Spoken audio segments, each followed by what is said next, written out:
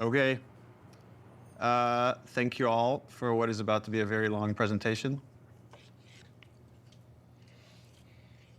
So Anthony and I ran some numbers, and to our best guess, The Last of Us Part 2 is 10 to 30% longer than Last of Us Part 1.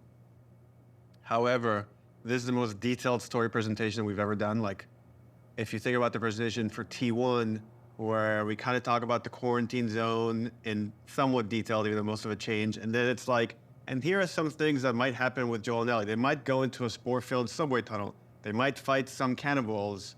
At some point, Joel will get incapacitated. This has everything figured out, even though it might change. Every character is accounted for, every cinematic is accounted for in this presentation, which means it's going to feel twice as long as the first game. So when you freak out, that's normal. That's part of this.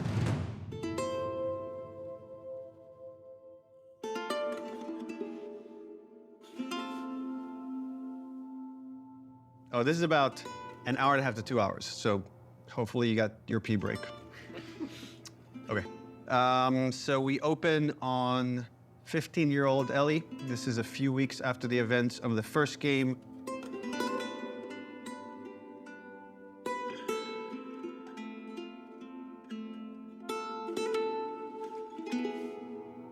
There's a doorway leading down to this basement, and Ellie sees Tommy, and he's just finished climbing out of this basement, and he's hurt bad, and he's rambling about something needing to go after these people. Ellie's trying to ask him what happened, where's Joel, and he doesn't make any sense to her, and she starts to go downstairs. Tommy grabs her hand and tries to stop her, but he's too weak. She rips her arm away, and she heads down. And with each step, her heart races faster and faster as she sees this trail of blood. She opens the door, revealing Joel's mutilated body. And then shock just sets in, and she screams and tries to grab his body, and Dina comes and rips her away, and on that cacophony of sounds, silence.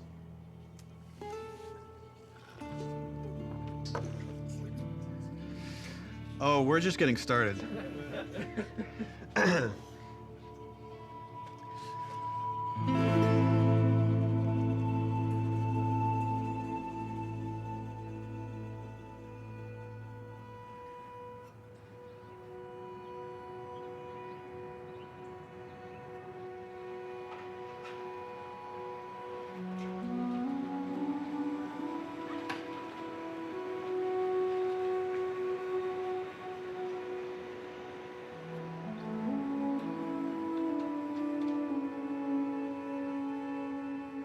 I've been working on this game since we finished, well, really been thinking about it since we finished The Last of Us. So many people were like, Last of Us 1 is so perfect. It should never have a sequel. They shouldn't make a sequel. They're like, oh, it wrapped up super great. But I think actually, if you look at the ending... Swear to me that everything that you've said about the Fireflies is true. Ellie is accepting a lie. I swear. Okay. She has a very good bullshit detector. She knows something doesn't feel right, but I think is too scared at that point to ask. How long can you really live with accepting a lie like that? The Last of Us feels like an origin story for this survivor in this post-apocalyptic world.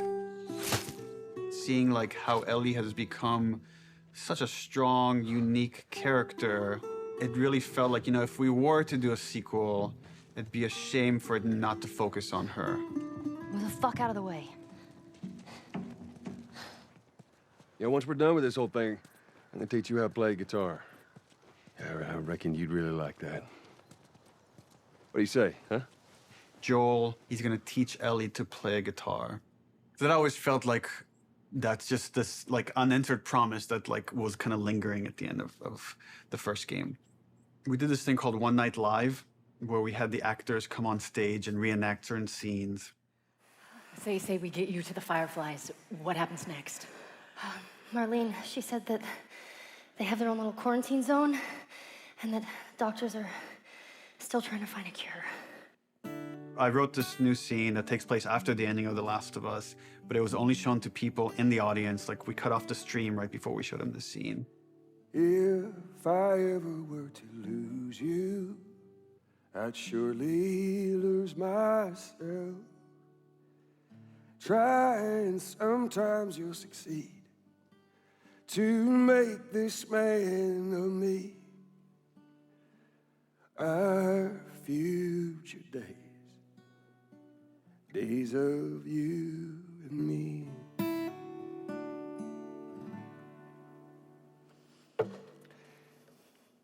She's yours. No. I don't know the first thing about this. Hey, I promised you I'd teach you how to play. That scene ends with Ellie holding the guitar and playing one note. And that image was so strong in my mind that I'm sure that kind of trickled into this idea of this trailer. So I started working on some concept art, kept fleshing out the story. And as it felt like it was kind of gaining momentum, Uncharted 4 needed all hands on deck. Naughty Dog had always made one game, and as soon as it finishes one game, it works on another. When I started on Uncharted 3, we were starting to experiment then with trying to do 2 teams. After we finished Uncharted 3, I jumped onto Uncharted 4. At some point in time, Uncharted 4 was coming down to the wire, and it's just, we had to shift resources, and pretty much everyone just ended up on Uncharted, trying to finish it up. So I said, okay, before I come on like in full force on Uncharted 4, I just want to capture this trailer. I walk through the valley of the shadow of death, and I fear no evil, 'cause I'm blind to it all. Said I walk beside the still waters, and they restore my soul, but I can't walk on the path of the right, 'cause I'm wrong. During the entire production of Uncharted 4, that's all I could think about. I had a lot of investment in Uncharted 4, but the day we were done with Uncharted 4, went right back to that trailer to wrap it up. Anything for this shot that's still happening? Not in animation. Of the shadow of death. This one feels kind of strong to me. Drawing a lot of attention. Can we tone that down? Yep. Actually, my biggest fear with this announcement is that it leaks early. More than anything, I have nightmares about this trailer leaking early before we get to PSX.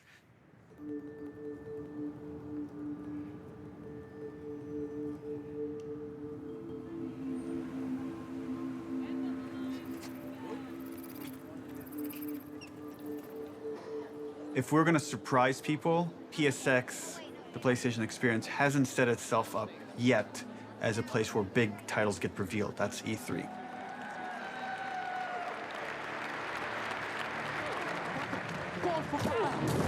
No!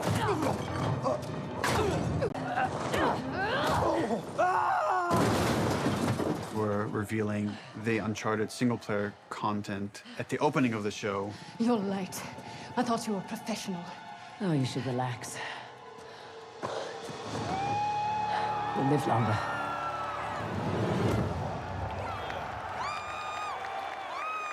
No one's going to expect a second Naughty Dog title to be revealed in the same press conference. Please welcome to the stage, Sean Layden. There's one more special unveil we have for you tonight. Please enjoy.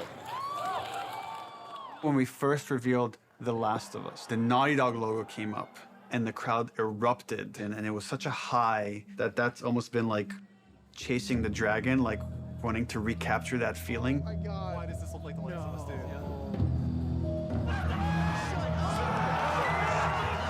Playing it at this surprising moment, I'm hopeful it will have a similar feel.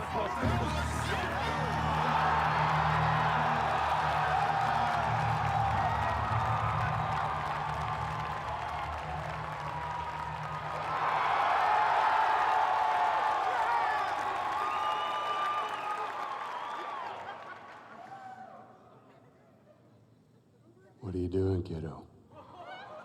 People outside the studio have such an attachment to the first game, and I've definitely seen fears about not wanting to make a sequel because somehow if it's bad, it will tarnish your feeling about the first game. I'm gonna find. And I'm gonna kill. Every last one of them. We're doubling down on those fears and not calling it The Last of Us some subtitle. It's The Last of Us Part 2 to say it's all one story.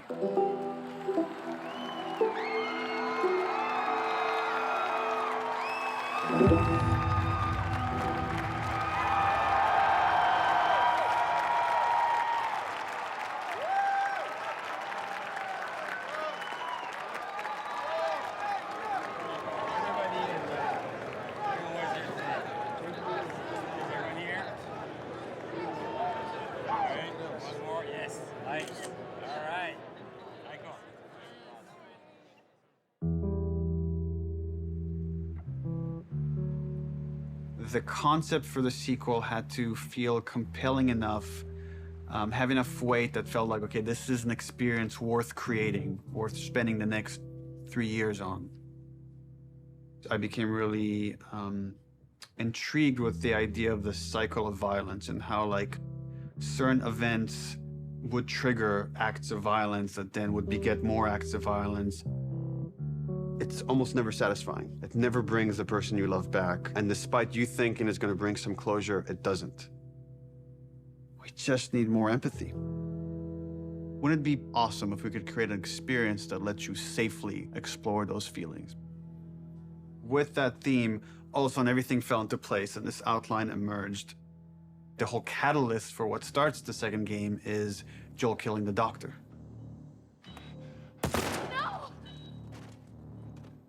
That feeds right back in that idea of that cycle of violence. Now it sets up this whole kind of sequence of events. We're gonna start the game where you're playing a new character. That sequence ends with this character killing Joel. And we really have to paint her as this monster. Then when you play the next chunk of the game and you're Ellie and you're gonna pursue justice, quote unquote, and you're gonna go kill this entire crew, we're gonna go back in time and show you that same sequence of events, this character that you saw as a monster, to now get you to see things from her perspective. And how this crew is a bunch of people trying to survive in this world. And they had their reasons for pursuing and finding Joel and killing him. And the story was becoming very epic and ambitious. And I had a few parts that I was kind of stuck on. And I felt like to kind of shake things up, I wanted to bring in another writer. I thought it was a very thoughtful story about violence and obsession. He had Abby, sort of like this girl who was the daughter of the doctor. And that Ellie would go on this vengeance quest. And when he was like, and then Ellie actually kills Abby, I was like, what? You're gonna... Yeah, let's fucking do it. Not only is she contributing in a lot of ways, I feel like she's challenging what this story can be.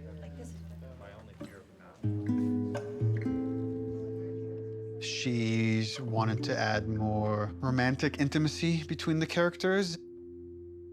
Those are areas that I've been, I don't know, more uncomfortable writing that stuff. After the first day, she was telling me that she went home and told her husband that, I think I just got Ellie's girlfriend pregnant, because that was her big idea the first day, and that had this trickle-on effect and actually added a lot to the story. Ellie is this very relatable character.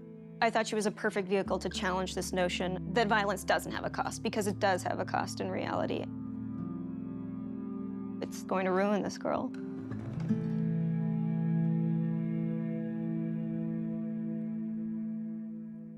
You know, people love Joel and Ellie, and we are about to kill one and make the other one a villain.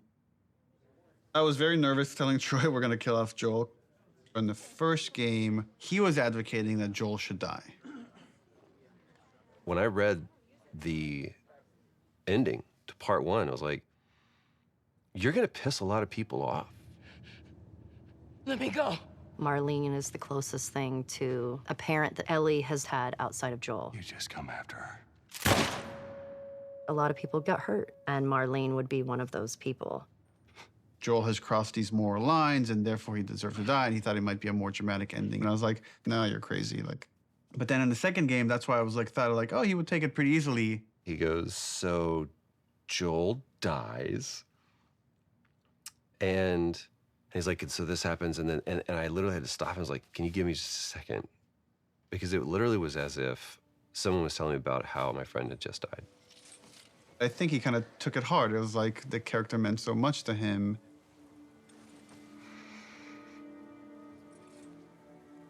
We're gonna kill off this character. His role is gonna be much smaller on this one. All of a sudden, it was, please don't take this from me yet. Ellie is scared to be alone. Everybody that she's loved up until that point, she's lost them. It's hard to imagine the story without Joel dying. You feel that hate, Ellie feels that hate. You're one-to-one, you're on the stick, and that informs the rest of the story. This way, come on!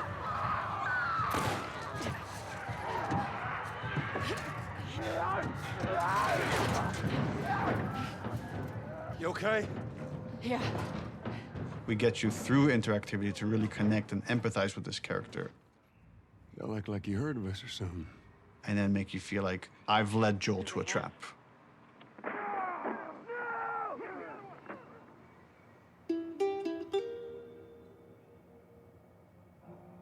When we started out making Last of Us Part 2, Neil actually wanted to be very ambitious about changing the game almost entirely.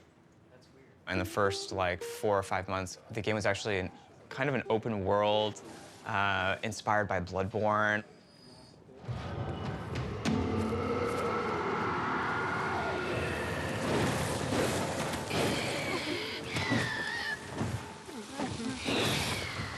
And it was purely melee focused, it was all hand-to-hand combat.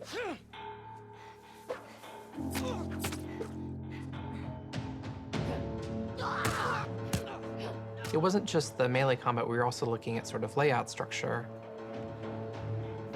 Bloodborne had a very sort of an open space that sort of kept getting bigger and bigger as you explored.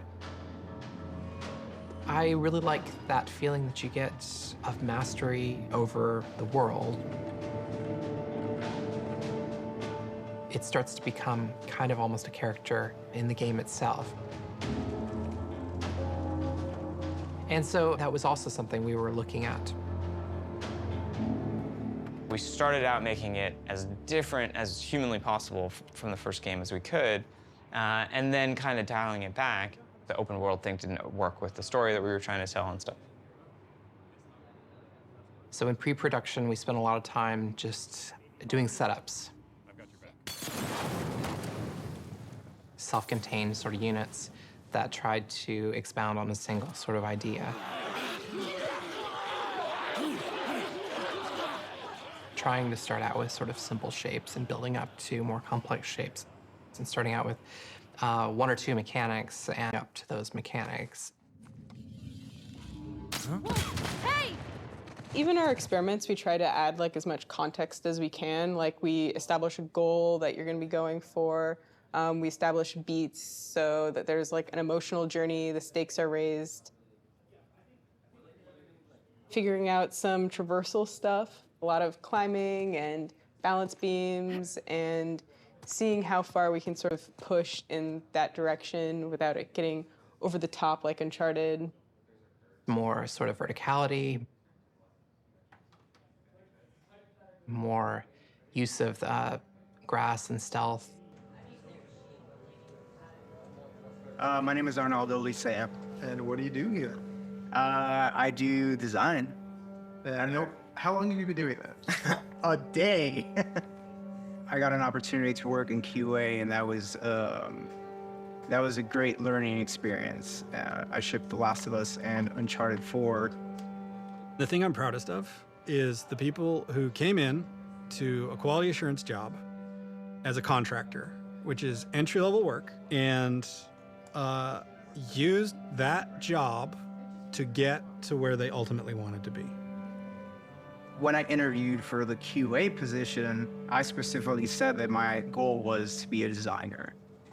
He had formed this relationship with design where they knew they could rely on him, spending his free time designing a demo, and at the same time, him going to them and not being like, here's 50 bugs you need to fix. He went to them and was like, what do you need?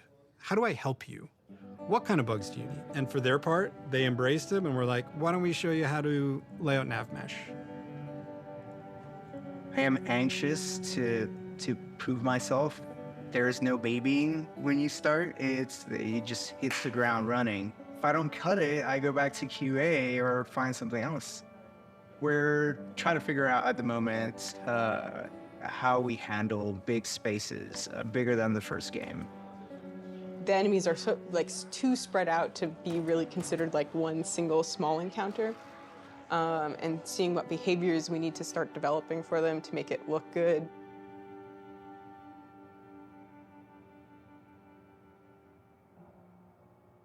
The opening of Seattle, that whole section was pretty slow and quite linear in the level design.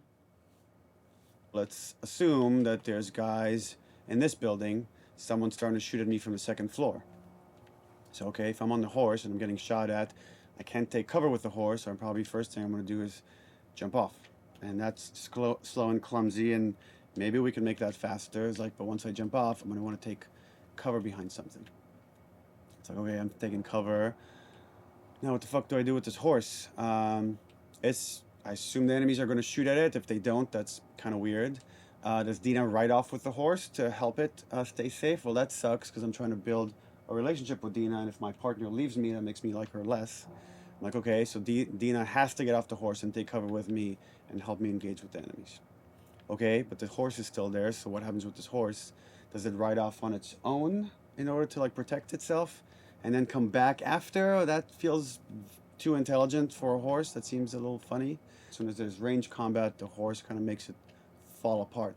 What if we did this whole sequence on foot? How do I approach this building? Imagine this is more dense with cars and ferns and interesting ways for me to close this distance. Maybe when I get close enough, 2 militia guys come out. I have this little firefight with this front before I could rush forward and go into this building, climb up, and take out the sharpshooter that was harassing me.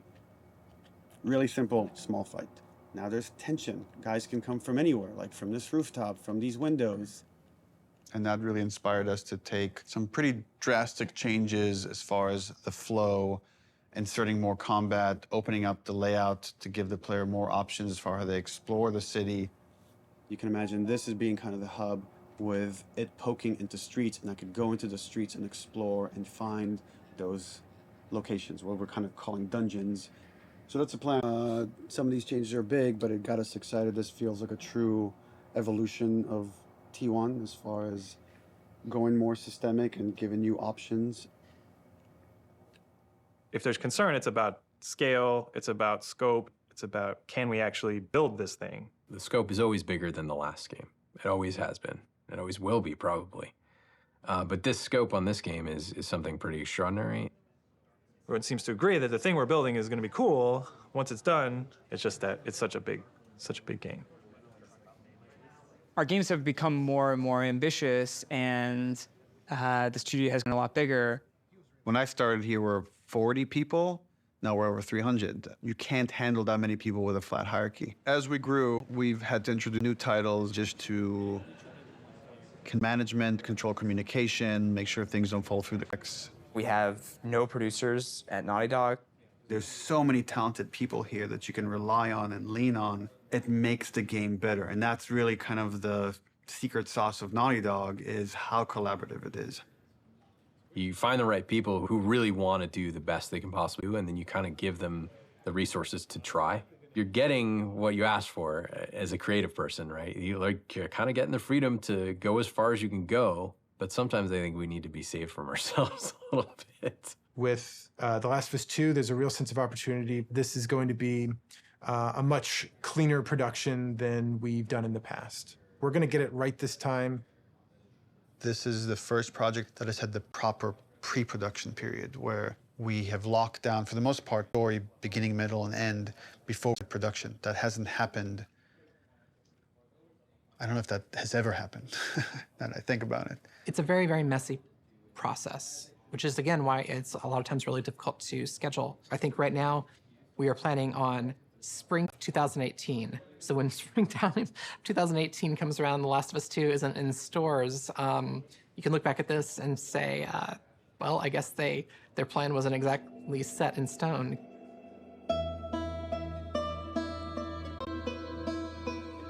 Historically, we've done very poorly at being efficient without the pressure of an external deadline. Every time we have some showing of our game publicly, it's got to be one of the best looking playing things in the industry. For example, the first trailer was coming online, and that forced us to define the look of our game, define the location of where the game takes place, define Ellie's look and her age and her hair and her outfit. We're forced to make those choices. We can't just keep iterating because of deadline. We want to try and schedule the game using these milestones as soon as possible. Which means we got to keep the marketing rolling, which means next E3, 6 months away, we need to look at a gameplay demo. E3, it's always been the biggest and most extravagant showing of the game industry. There's something special about the energy of E3.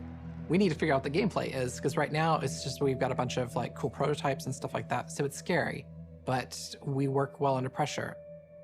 We were hoping to be really aggressive and show at E3 2017 just to really kick the project into gear as fast as humanly possible.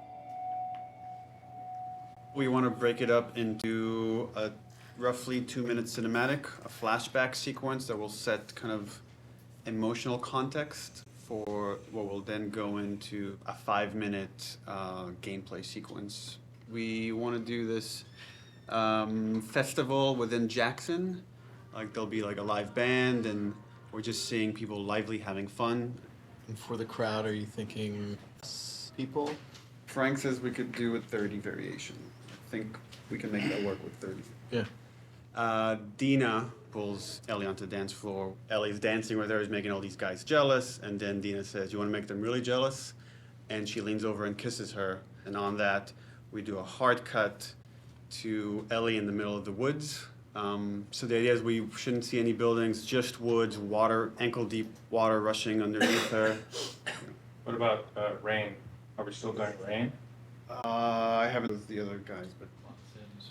That demo that we show externally for the very first time is setting the bar for the rest of development. But the problem is we're also working on Uncharted 4 Lost Legacy. So E3 is June 13th, which means probably we want to be done, what, like 2 weeks before that, which is 4.5 months from now. With Lost Legacy shipping at around the same time of E3, there are shared resources between the two projects. Especially sound and particle effects, so they were all on Uncharted. When it comes to the polish phase, both we're polishing this and that thing and SPDLC at the same time. I don't know if there's any specific item that needs to be worked on, but I think there's going to be programmer time doing both those things. And there are going to be times when it's like this needs polishing in E3 and this needs polishing in SPDLC, and like we're going to have to compromise the times. We kind of just didn't have it at the front of our minds that, yeah, they're frickin' shipping a video game. It's literally the hardest part of making the game is shipping it. And we were trying to ship a demo, the second hardest thing you can do, at the same time and sharing a lot of their resources. So one thing would be helpful is to find out what are the items you're most worried about. Like let's say rain. We could do this thing without rain. So if that helps you a ton, we can make the decision now to remove rain. It would definitely help. How about wet hair? Well, if she's going to be swimming, then can't really get around that, right?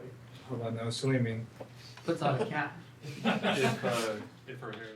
I got like a really clear energy of the meeting, which was how do we shrink it? It was such an impossible task. You can't help but start feeling some doubt, some anxiety about the leadership, not understanding the logic of it. You know, I think like else here, I was definitely ready to roll up my sleeves and figure it out. All right, guys, we're gonna try to keep this pretty short. I guess. So after yesterday's meeting, there were a lot of side conversations, and there was sort of a sentiment about how much work there was to get not only this demo done to ship the Lost Legacy, and it matched up with feelings that we were having. So we started discussing the responsibility of actually attempting this, and started to feel that it was a little bit irresponsible. That if we were to try to equal these deadlines, we could probably do it, but we would end up doing a lesser job on both projects, both deadlines, than we would if we were doing them individually. And feels like they're both important enough to give them the due attention. So the conclusion that definitely is there is that the demo that was discussed yesterday will not be presented at E3. Does it mean that our main point should be just focusing on more shipping before? The Lost Legacy? Yeah. Yeah, definitely. But I mean, we should we don't, like I said, just want to just completely halt work on this, and all hands on deck on Lost Legacy. The idea is still to finish the demo, just to give us a buffer, so that these two deadlines aren't overlapping. Okay. It's just now we have more time to work on this demo, proper the pressure. Once that meeting happened, it was just like, right, of course. I'm not in the Twilight Zone. It makes sense not to do this. It felt really nice seeing the leadership kind of having the team's back and seeing the logic of the situation in front of them. That's it. Cool. Thanks. Okay, so are you pissed off? Am I pissed off? No. What am I? I guess in one sense it's relieved, because there was concern of whether we could hit the quality that we know we need to hit for both Lost Legacies and for what was going to be our E3 demo. And then on the other hand, it's kind of disappointed, because it's excited to get this demo done and get it out there and get the reaction, but now it's going to have to happen at some other point. What we've decided to do is deliver the demo at around the same time, but that's going to be purely internal, and the demo won't be 100% shippable. Gameplay and design and animation are going to be locked in June. Then we back off, we finish Lost Legacy, and then resources free up to finish the particle effects, the lighting, and the sound.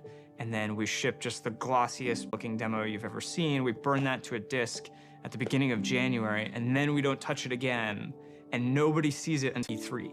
It's going to be really interesting to see if we can really, really commit to being done, 5 months, 6 months in advance of E3, and not be tempted to say it could be a little better, let's go back. People are just chatting. I'm writing stuff. And we really just need to have the discipline not to do that. But that then left us as okay, what's our next marketing beat? What are we going to show next from this game? So now we have a new plan where we're going to release a cinematic around PSX time. I think we're going to do it at the Paris Game Show. This seemed like a pretty intriguing scene to introduce Abby. That whole scene is going to be our next marketing beat. And then we're not going to say much about it, about how this fits into the game, where it fits into the game.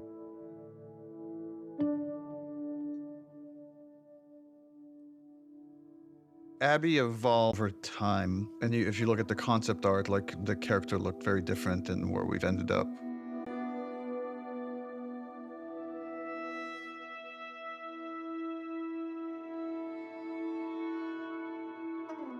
And I don't remember at what we decided to go with someone really kind of muscular and broad, but I remember once the idea came up, it felt very fresh.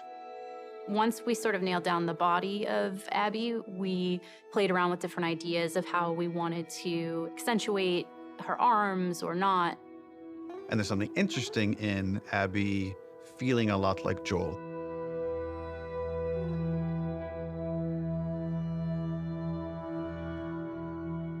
So when I got cast, Neil was like joking around, and he's like, "You should probably beef up in order to play her." And I'm like, "Ha ha, ha, yeah, it's mocap, whatever." And he goes, "No, really, you should probably beef up to play her." And I was like, "Oh, yeah, you're right. I should totally start deadlifting as much as possible."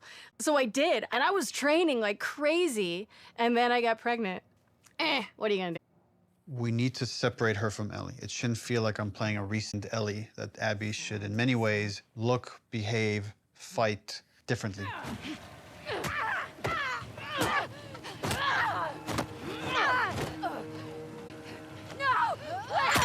So in gameplay, we've discussed, well, she needs to have a different upgrade tree. It means we have to make the investment of capturing a whole different moveset for Abby. We can't just remap Ellie's animation onto Abby. Holy fuck. Abby has a fear of height. There's stuff we're doing with the camera to make you feel vertigo.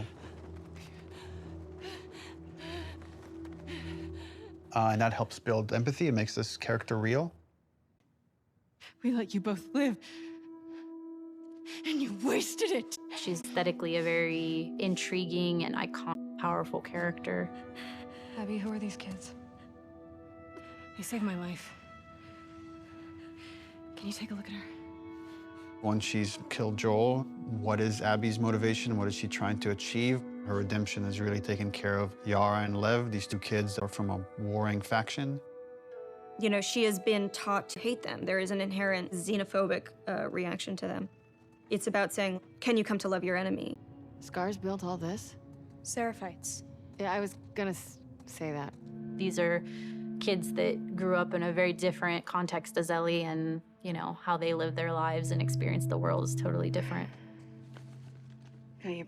I'm getting really attached to Lev. He's been able to keep his head up despite losing so much himself in a world that is so harsh. We're taking too long. Can't move any faster. It won't do your sister any good if we're both dead. I really like his dynamic with Abby. Her having this, like, fucking brassy little sidekick who calls on her shit in a way that nobody else can. What's going on between you and your friend Owen? Oh my God, Lev, now? It seemed really awkward. Just go! Who understands the sort of sense of being orphaned in the way that a lot of people can't. How long have you two been on the run for? 2 days. What the hell did you do? I shaved my head. They want to kill a little boy because he shaved his head. I am not trans, so it's a very delicate thing to tell a story of an experience that I've not had. And that's something that we want to take seriously. Did you hear what they called me?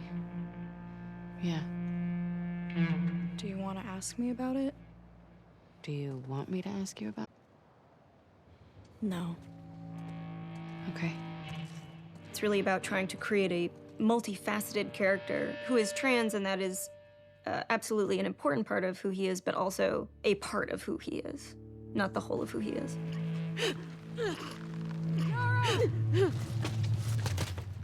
As far as the Paris cutscene, I'm pretty stressed out. 18 days, less than 2 weeks to finish this thing, and there are still some big ticket items.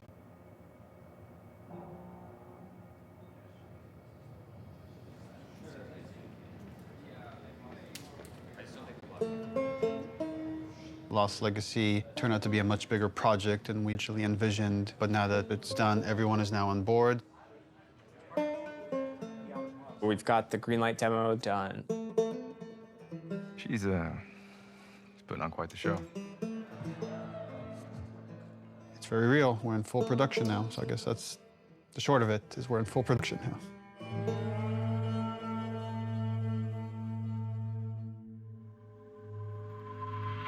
Hey everybody, PlayStation's Paris Games Week 2017. We've got a huge show for you starting now.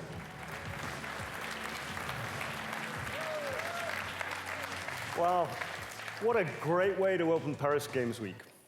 Let's have the first in-depth look at a much anticipated and exclusive title. Last of Us 2. Last of Us 2. Please, please. Please be Last of Us 2. Our fans, they want to know every last thing about what's going to be in this game. Is this The Last of Us?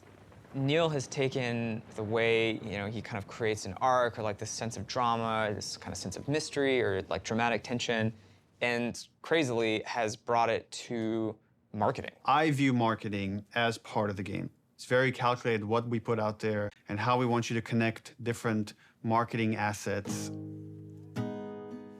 When we first released the teaser trailer, too many people right off the bat said Joel is dead. The blown out light really fucked us in a way I don't think any of us saw coming. We actually underestimated our audience a little bit. They're so sophisticated now, so you have to get more sophisticated, like how am I still gonna surprise players and viewers? You start on characters you've never seen before, a world that like could be The Last of Us, could be anything. That creates like a really, really cool sense of tension. At no point are we gonna market that you play as this other character. What is this? Yo, that looks good though. I was so excited about working on it, and I couldn't say anything. It was so rough. Oh, is she gonna cut a baby out of her belly? And then Uncharted 4, you find a comic book that shows Ellie's mom pregnant. So people already had theories that Last of Us Part 2 was gonna have Ellie's mom. Oh, if we just kind of black out the same number of letters as Anna, Ellie's mom's name, we'll get people to think this is Ellie's mom. Oh my God. Girls, that hammer's from the Outbreak poster. So we had that poster with the forearm of a character you've never seen before, with this like kind of wolf's head in the background. What does that mean? You know, kind of like prompting this mystery. You want people to feel like they figured everything out and then have the story surprise them. Man, if this is The Last of Us 2, bro, I'm gonna go crazy. Oh my God. Oh my God. Last of Us 2? Yes! Yes! Yes, bitch! Yes! I fucking knew it! Everything that we put out there is shaping expectation. And then the final game, hopefully, if we do our job right, should subvert those expectations in an interesting way.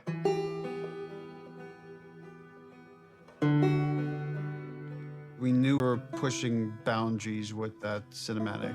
We are making a violent game. We're not going to shy away from how violent it is. It is part of what we're trying to say. And I thought it was a great discussion initially about what is the appropriate level of violence. When so violent that it just turns you off, where you just don't want to experience it at all. I like they were wrestling with those things.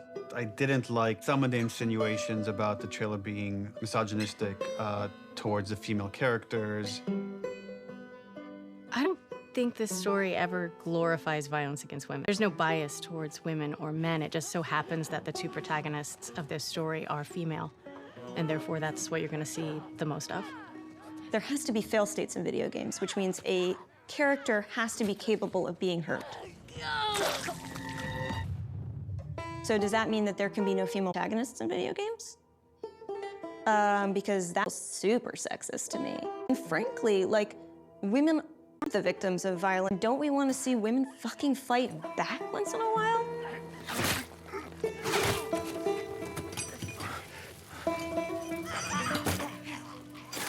That character, her hand getting hurt, it has consequences for hours of gameplay to come. One article even like asked the question, were any women involved in the making of this? And it's like, yeah, the co-writer, the lead character designer, the lead character artist, all the actresses that worked on that scene. I am so fucking... Here's what I hate about that article. I'm sorry. Do a modicum of fucking research, just a modicum of research, just like a little bit, but put something out there to suggest that no woman could have worked on this because of the level of violence, because there was violence against women, because it is a video game, is so fucking sexist. I like watching graphic violence. Does that make me less female? Like, I like having a conversation about what power is. Does that make me less fucking like working at a video game? I like playing video games. Does that make me fucking female? Like, suck a dick. Don't put that in. I can't. I can't. Neil's gonna say put it in, but don't. I also don't represent all women, but I represent, like, I can represent this and say, I fucking wrote this. I wrote this. Like, I literally wrote the sentence, and then Yara eviscerates eviscerates his esophagus from his throat. I wrote that sentence. That is in the script, and I fucking stand by it. I'm afraid of being turned into a token rather than the truth, which is like, we're being thoughtful about the female narrative. These characters are more than just their vaginas. If you want to have a serious debate about feminism in video games, and female depiction of violence, and you need to not see it as a binary conversation. It is an incredibly nuanced conversation. You cannot make blanket statements, and you cannot make presumptions. Fucking do your homework.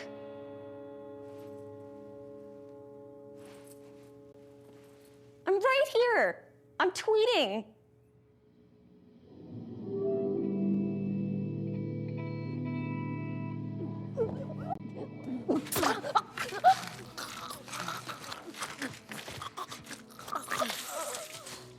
The tone of the violence in the game has always been important to portray as realistically as possible. Our job outside of just drawing up concepts is really pushing our reference pipeline to make sure that the character artists are getting the most realistic examples of whatever they're working on. We can't find certain things, so we make the reference ourselves. Simulating brain on wall. 1, 2, 3. How does that drip fall down? What does canvas look like when it's soaked in blood? Splashing blood on them, dripping blood on them. Nice. We put down some mud, pooled blood onto it to see how blood would react to a wet dirt surface. So there's like little pieces of grass and like twigs and things carry through, like there's actually movement following the edge. One of the animators got a piece of lame and we stuck it in Yara's shirt sleeve and hit it with a hammer. Here we go.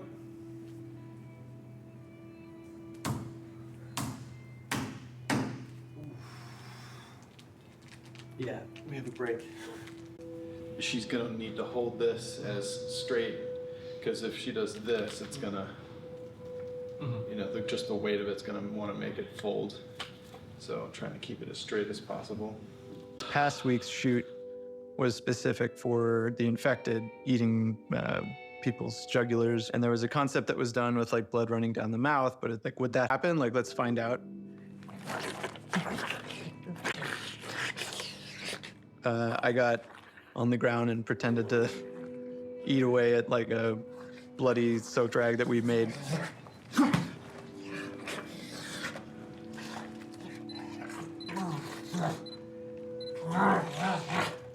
It produced some pretty surprising results because like most of my face got covered in blood.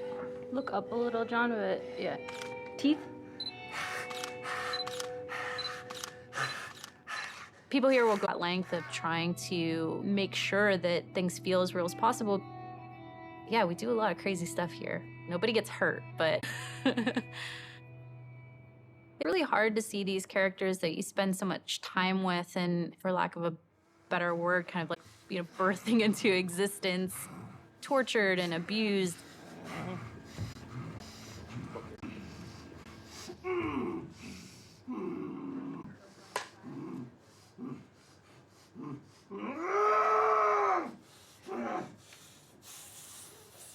We're shooting the Joel death scene, which is like the opening of the game. This scene has all of Abby's crew. It's a complicated scene because the most actors we've ever had in a single shot. Y'all act like you're hurting us or something. It's because they have.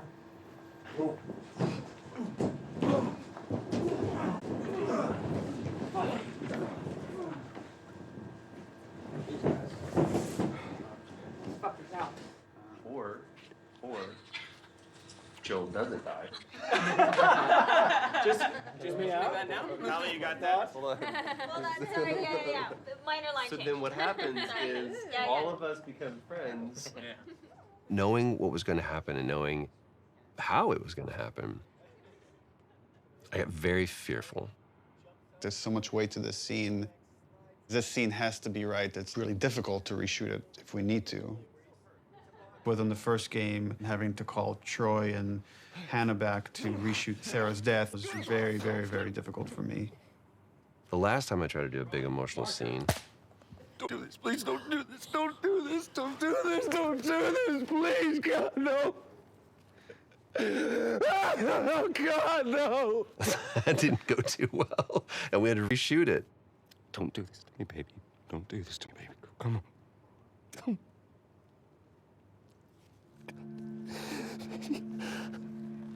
How the hell am I gonna play this? Like, how are we gonna do this? I don't know if I can do this. I don't know if I have the chops. Am I gonna put Laura through this? Because I know how hard it's gonna be on her. Audio. Camera. Speak. Rolling. Take one, Mark. Action.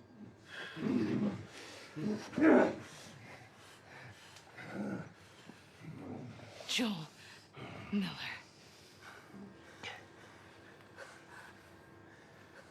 Who are you? Guess. Why don't you just get out whatever speech you rehearsed? Get this over with.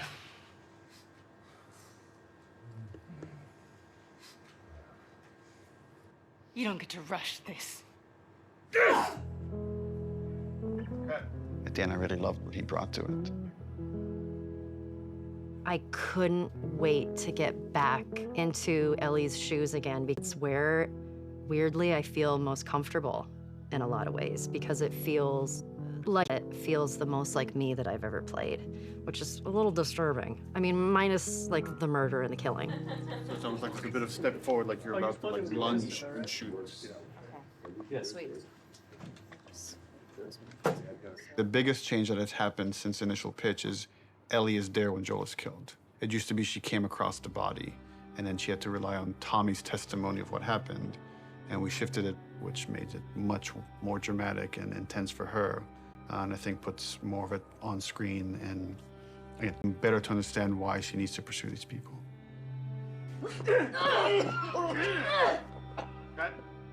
The hardest part for me was looking over at Ashley. No! No!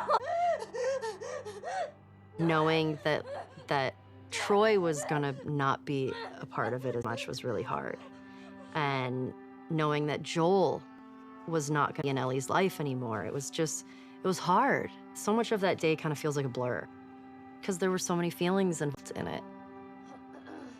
What I had to do, I felt was very, very little. There's one reaction, and beyond that, we're on Ashley. There was no acting. There was pure, raw emotion. I'm staring in the face of that. Joel!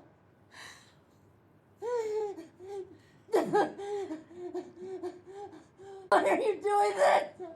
Get the fuck off me! I'd lost a little bit of my voice. I couldn't scream like as loud as I wanted to, you know, to get that frustration and that sadness out. Ashley was behind, crying, and God. And knowing Abby was taking this away from her was very difficult. And so I was crying when we were filming that scene.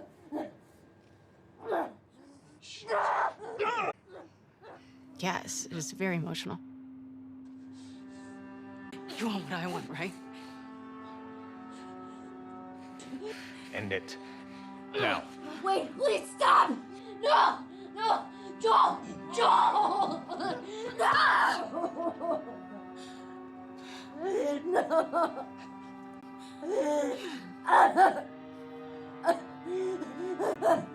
We want him to die in this really unforgiving sort of way. Like, it needs to feel senseless for you to say, fuck these people, I'm gonna pursue them to the ends of the earth and make them pay.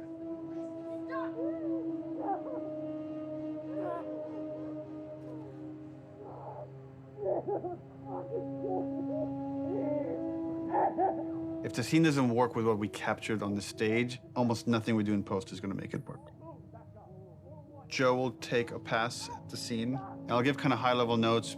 But he's doing it without animated cameras, without character models, without environment. And so it's a bit of a guessing game to see if this will work.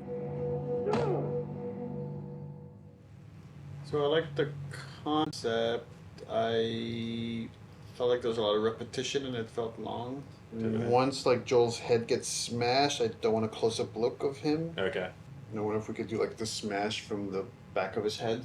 Yeah, I'd want So it. just like it'd be like a black shape, and you see like a silhouette change, and like blood starts pouring out, but I don't focus on it. Like I don't see the details. Mm-hmm. When the club comes down and it's just like she's screaming, I feel like we could just take all their audio out and like music could take over. And again, we're trying to build more rage than sadness. That's going to really set up our journey. Okay. I'll come back and there'll be another version of the scene. Okay, play. Joel, fucking get up. Please stop. Please stop this. Joel, please stop. No.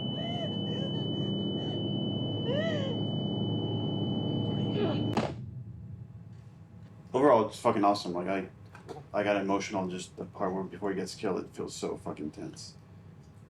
There certainly is still a ton to do. We still have like 45 scenes that haven't even been looked at yet. It's terrifying given our deadline. The process right now is just getting Neil. We just need to get Neil into the room. Which one are we showing first? We've got essentially 3 versions. The one that I did, and this would work with what we're talking about doing with the scene, and then... Close one. I would probably say There are people standing this with yours the Mel, or I got bad news. Mel yours this. He's canceling? He's canceled. But we had the cameras set. He's supposed to come in. He's the Actually, it's good we're getting this on camera. This is what it's not about. This is what. Yeah, he has some melee stuff to review today. He said let's pick it up tomorrow. So yeah, that's what happens. And so it's like, okay, all right, that's fine. I don't care. I don't care. Yeah.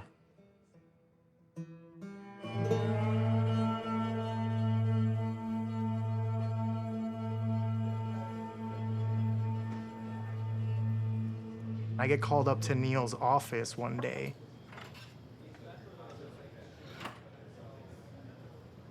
And there's like an empty seat. And Neil just goes like, oh, just sit down. I'm like, oh my God, I did something wrong. And he's like, do you know why you're here? And I'm like, no, are we gonna talk about one of my levels? And he laughs and he goes like, no, you're gonna work on the E3 demo. It's always been a dream of mine, working on an E3 demo, seeing it on stage. Is this a joke? Like, am I getting pranked right now? So speaking of E3 demos, remember way back when you guys said you were going to lock that content and then not touch it? How's that go? Well, and then ship just the glossiest, best-looking demo you've ever seen. We burn that to a disc at the beginning of January, and then we don't touch it again, and nobody sees it until E3. Well, I mean, we knew at the time that we weren't going to not touch it. It's going to be really interesting to see if we can really, really commit to being done and not be tempted to say like, it could be a little better, let's go back. Because the game's been making progress for, the 10 months or something since we locked that demo down. A lot of advances have been made, a lot of new ideas, new mechanics, and we really just need to have the discipline not to do that. Honestly, it feels like we are addicted to being late. Okay, we're starting. I don't know exactly what we're gonna do today other than come up with a really long list. We're trying to limit it to an hour, so we'll be done at 4 no matter where we're at. Looking at the cinematics first. Because we did it so early and had a version of it a year in advance, we got a bit complacent.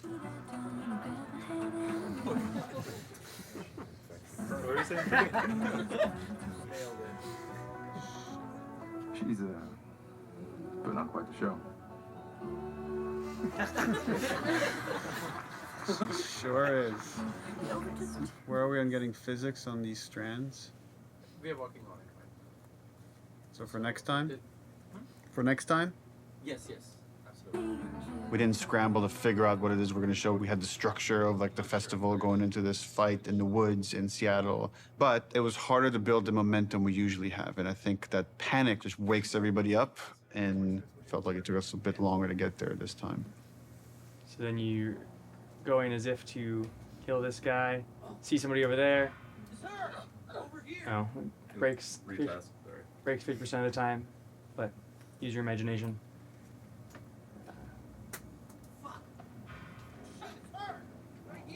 Daniel, going a bit slower, give him some time. Okay. The animation is breaking the melee system. Okay. So, like when he starts, yeah. So I'm confident in the demo if we finish it.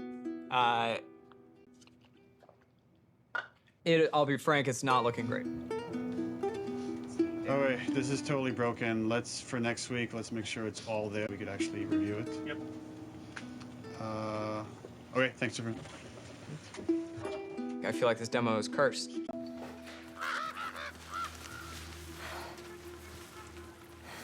The E3 demo. It was a version of our original Greenlight demo. But I had to make it fully playable and shippable. Viper! The first thing I did was just basically take that space made by another level designer and put just enemies in it and start fighting. But when I started playing it, I remember like it wasn't there. That parking structure was way smaller, so it felt more cramped. God is good. God is good. I remember going to Neil's office and being like, how much can I change this? And he's like, well, what are you thinking? I'm like, well, I'm thinking like this big thing, and I'm like, just like brand new designer, I'm just throwing out like everything, like I wanna do this, and I wanna do that, I wanna make sure that it feels like a sandbox, that it feels like this big space, that it's multiple paths, it's like something like we really haven't done before in The Last of Us. And he just goes, go for it, well, let's do it.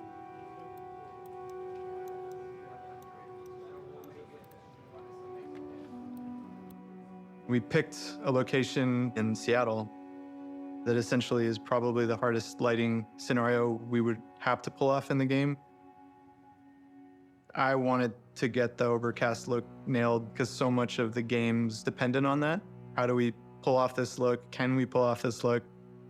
Everything felt a little muted, and we were losing kind of that next-gen quality of our engine. Like for a second, we actually turned the sun on in the demo. But we lost the mood of that overcast kind of blue look. That moment was really rough for me. Just felt like years of my life that potentially would have just been like wasted on this pipe dream of a look. Well, we were struggling, like last summer, it was like a fine balancing act. Is this whole thing just gonna crumble? Like, is the whole direction like now gonna have to change for the game, not just this demo? Have I steered this company wrong? Took some really big iterations and tried some crazy ideas, and we came up with kind of a hack. We talked with the programmers and found a few settings that actually gave us exactly what we wanted. It was really like one thing. We faked the sunlight within this kind of ambient look so we could get some directionality of the lighting. That it was like, oh, if we do this one thing, it actually got us the look we wanted. So like, I'm glad that happened. For this game, there was a major push to make a new volumetric fog system. It's not just like a kind of an overlay on top of the screen. That's why it's called volumetric. You feel the volume of it. It's gonna be a little bit thicker near the ground, right? Because there, you will see grass kind of getting through it. Fog also allows you to see the light. Fog adds atmosphere. Atmosphere brings everything together. Now with this game, we added recently some new tech that allows us to make some of the water drips more dynamic, meaning that if you have a car, you will see a water, follow the glass, follow the hood, and then from the bumper, you're gonna start seeing dynamic droplets. So that was really cool. And then we can now actually also use this technology to drive blood. Now we can have blood dripping and we have water dripping. The water trail can pick up where is it bloody. And if it's bloody, it can change its own color and start dripping more red.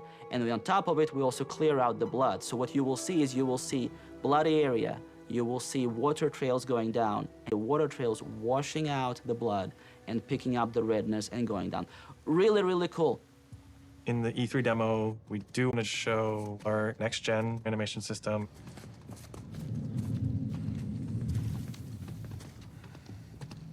One of the biggest animation upgrades that we wanted to add to this project was motion matching.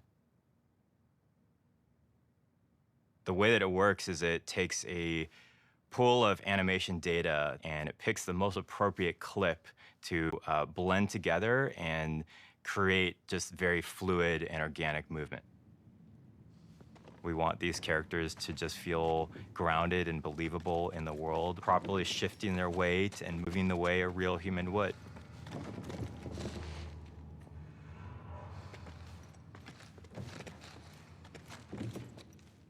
In order to capture all of those on the stage, we use something called a dance card, a choreographed set of patterns that the actor can move on the floor. Basically, that's creating this like bank of little pieces of animation. The motion matching system just pulls from that bank all the animation that's necessary to have them move perfectly in any arbitrary way. When it works, it's like so far and away better than any other animation technique. It's like a quantum leap of the highest order in terms of quality.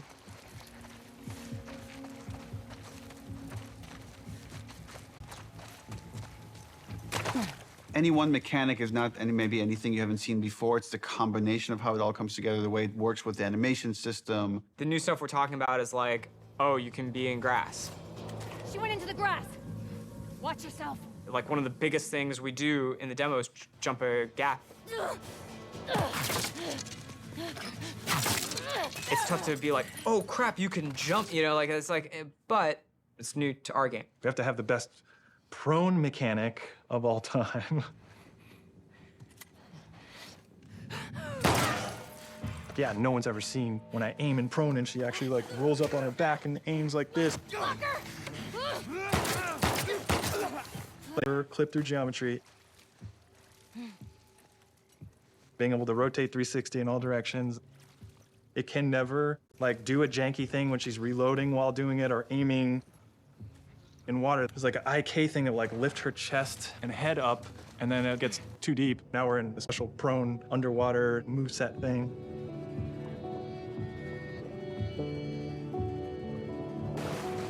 Her chest and arms and everything are kind of matching ground plane. Things that a player will never notice. And it's because we like purposely did it. There's no such thing as like, oh, you know, it's not as good as, you know, this other game's one, but like, it's fine. It's gotta be like, no, it's fucking Naughty Dog. We have to have the best version of the thing, whatever that is.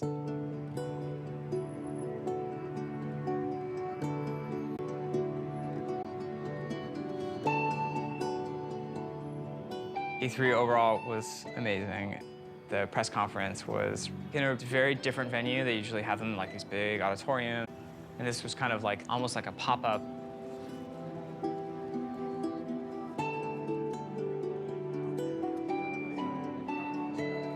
It was more like a theme park idea, but it's like in a parking lot, in a tent, in Los Angeles at downtown. They had built the whole crazy church thing, which was pretty rad. It was super cool. It was better than we expected.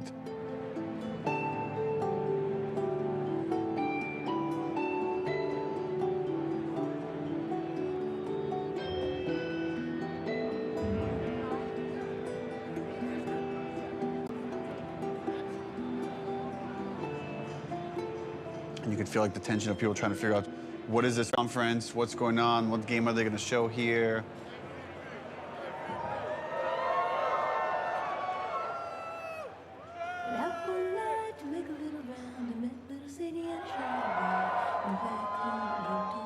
On the Naughty Dog logo, you get this big cheer. On the Ellie reveal, you get this big cheer.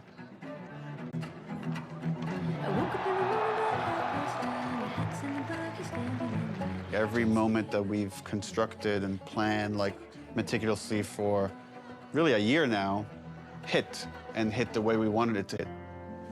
Maybe they're jealous of you. Just a girl, not a threat. I think they should be terrified of you.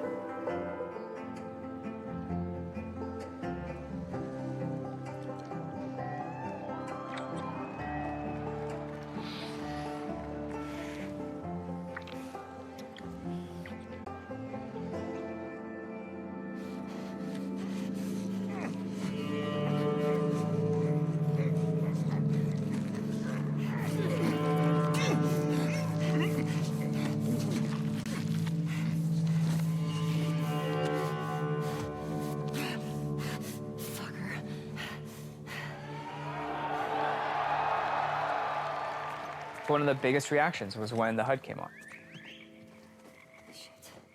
They looked at that forest and thought, there's no way it can look this good. Like, that's impossible. But when we flash the HUD and be like, yeah, that's it. This is the real game. People are not ready for this. Like, this is gonna fuck you up.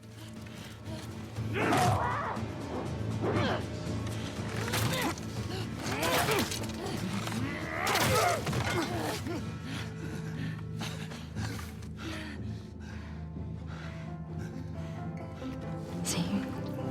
Told you. They should be terrified.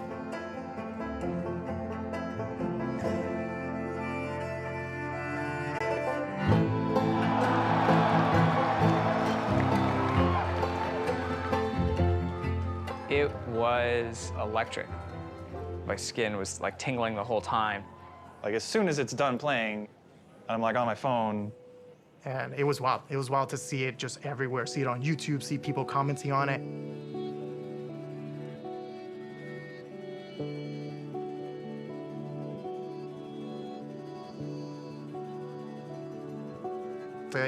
It was a really special moment. I shipped something, like, as a level designer. There was such a reaction to the animation fidelity. Holy crap, this is the best looking animation I've ever seen. Are you kidding me? We're on the forums, going through the messages, seeing how much people think it's amazing. Someone's like, sort of cynically, that our stuff was fake. I guess it's kind of a compliment to the animation team for like someone to say it's fake when they're working so hard. And right away I responded, I was like, don't respond, don't do anything. Like, it's just not professional. I was also a little anxious about it because it's a little fake, you know?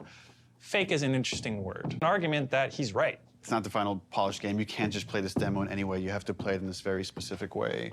But before we even show the demo, it's like, let's not put anything in there we feel like we can't do. There was no thing of like, we don't know how we're gonna do that. It was just, we literally just don't have it systemic yet. You know, like systemically, a guy pulling you out from underneath a car, we didn't have that hooked up yet.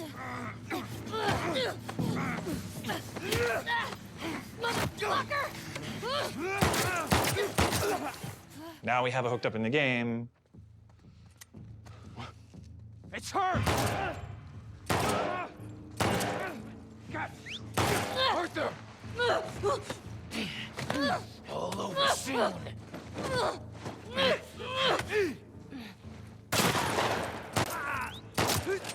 Ultimately, as we're building the rest of the game, if anything feels like it's not the right call for the game, we don't mind changing it. Like, we had certain things in the demo for the first Last of Us, where like Joel picks up a pistol and takes out individual bullets from it and then pockets it. And like, we could have done that, it just took too long. So for gameplay purposes, we cut that out. I was talking to other animators and they were like, yeah, man, they think it's fake. They have no idea, like, it's awesome. The same animators who made this demo are gonna make the final game, so like, I don't know what you're talking about. They were confident, which I'm glad. We knew what we were doing and we knew how special it was. It was a little bit of a microphone drop to the industry. And for many, it was inspirational, and they were excited to be able to add some of those details to their games and their future games. And for some of them, it absolutely freaked them out to see this might be the new bar that's expected for other games to follow. Part of me is like, oh shit, like, they're fucking calling us out. It's like, we have to deliver this. Like, we always were gonna, but now it's like people have called us out, so we have to do a full body throw animation when you pick up a bottle and you're running, and not just a partial animation because that guy fucking called us out.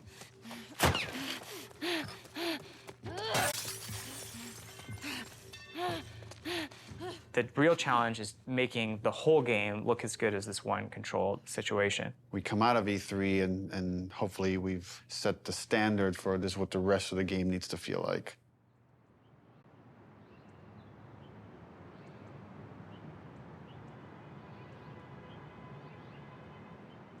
When you already know exactly what you're supposed to do in the game, you've memorized everything, it's hard to have a true experience with it. You have to bring in people from the outside to play it fresh.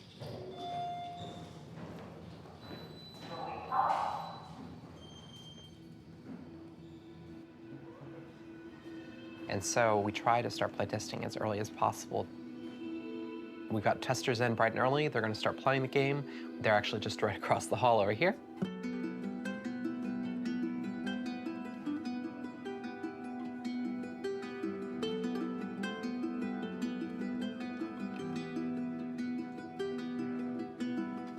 It is a fire drill.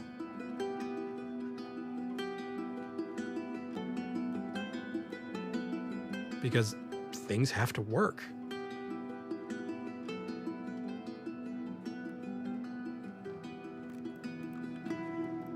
So I'm currently watching the 10 people that we have in at the moment focus testing. We've got all of their screens up, so I can kind of all of them at the same time, generally keep track of any kind of recurring patterns or how long people generally take in certain areas. They do things we haven't thought of. And it really shows us where our holes are. It's like, maybe I should change this. Maybe I should try that. This player's pretty lost, trying to figure out this puzzle here, and they're trying to jump on a truck. He's got a really awesome solution here where he's putting this plank on a dumpster, and now he's moving the dumpster around. So we'll probably have to go in there and like try and fix some of that stuff up, but we'd rather figure that out now than in 6 months. For things like puzzles like this one, that although they're figuring out the puzzle, they're actually not doing it in the kind of order that I'd like. What would be better is if they came into the space and realised, okay, that's the thing I need to be like climbing up to or getting to, and then they can kind of work backwards from there and go, well, if I need there, how do I get up? Oh, I can get up on this thing. It's quite heartbreaking when you see people who are like really confused or don't get it, and it's something you think like it should be obvious, but it's not at all. But it's good data. We've had a few people on the team that have been really passionate about making our games even more accessible for people with different disabilities, making sure as many people as possible can experience our game.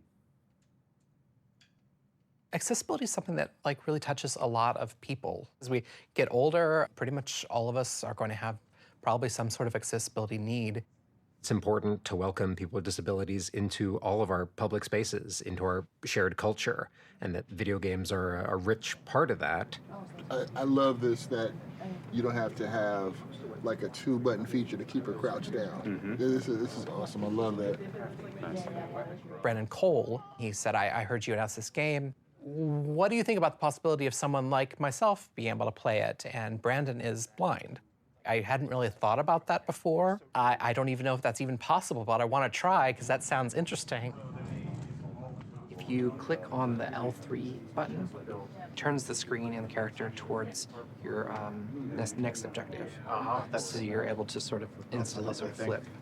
It was very much inspired by the talk you gave last time you were here. I figured. Hopefully That's a beautiful thing. We had this feature that let you navigate along the golden path. And we also had this other feature. You could like put out this sonar pulse and you'd hear where all the items and enemies were located. But Brandon was playing that and was like, this navigation feature is great, but I don't want to just follow the golden path. I want to navigate to other things. It kind of occurred to us like, oh, we can combine these two features. We can let you scan for items and then navigate to that item. This gives you more room if you do it this way for different types of sounds for different types of items. You know what I'm saying? Yeah. Different sound for ammo, different sound for parts, different sound for explosive, different sound for keys. Or you, craftable and collectible. Yes, exactly. Right on. But since we want to hunt for secrets, just like anyone else, you're also going to want to know that, hey, there's something way over there. Players with disabilities still want to have challenge. It's not about just making an easy mode. So what happened there was an auto vault. So you pressed into a wall and it automatically vaulted. I feel happy about this.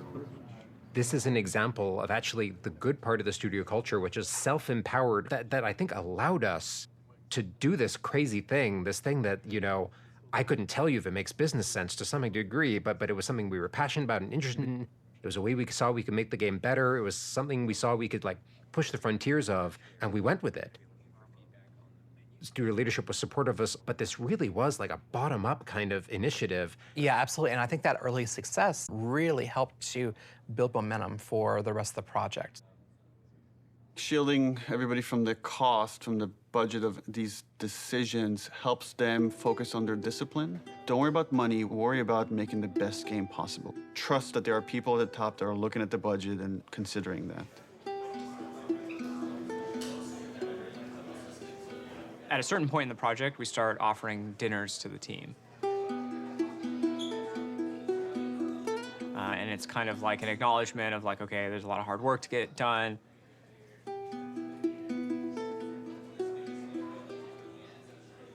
And we know people are probably going to want to be staying late.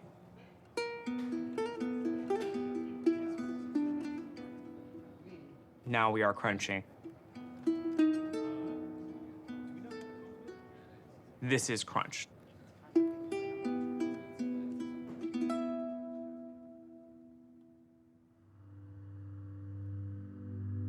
I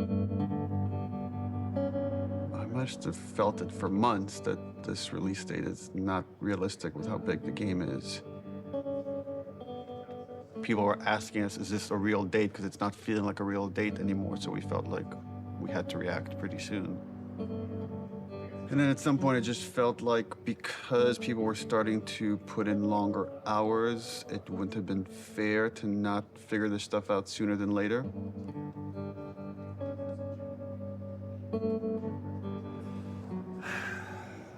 We're never gonna finish this game. If you work hard for longer, that could have a toll on you. We tell everybody, pace yourselves. It's like, it's a marathon, it's not a sprint. We settled on a February release date. Leave some gas in the tank. Right now, we are dancing a very intricate and dangerous dance. We have something like 6 months left to finish the game. And we are also showing a demo to the press. The longest playable demo we've ever done. 2 separate levels of the game. A level towards the beginning of the game where you play with Dina on patrol outside of Jackson. And then the second part of the demo is in a level that's super duper challenging. Ellie by herself, murder mode. So what we're doing for the press in 9 weeks is really those 2 levels of the game. It's unlikely that we're going to need to touch them again until the game ships. That was really the only kind of demo that we could do at this point that would still help further our production goals as well as give us this like marketing boost that we need. The more we talked about it, the more we convinced ourselves, okay, this would actually be a good time to just put out a trailer. Building these 2 major demos and a trailer next to the rest of the fucking game. And it felt impossible early on. It's the thing that's always hard for us to polish. You review these things and we're looking at all these tiny details. It's like, even that shot of Jackson is like, where should the trees be? How much fog should it be? How much sun should it be? How should the sun hit the clouds? How we get all these civilians, the kids, do they have the proper gear? Are they wearing the right clothes? Is the tractor leaving tracks on the ground? That kind of crazy detail can only come through all these departments coming together and rising to this occasion to achieve that kind of level of quality.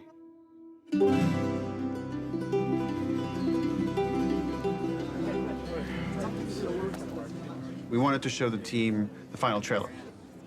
Before we show you the trailer, just to say thank you to everyone, where we jumped from doing a 3-hour demo to this trailer where we had almost nothing, and it's like pretty amazing what we can do when we all come together. In fact, it's so amazing you can forget. And I've been here for a long time and I can forget. So to remind you and maybe reignite some of that panic, we're going to show you 2 trailers. One from exactly a month ago and one from about an hour ago when we wrapped up the trailer. So enjoy. Look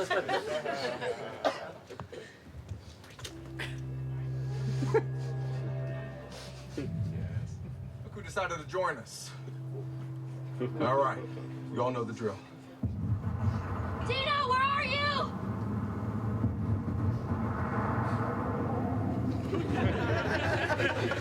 You think I'd let you do this on your own?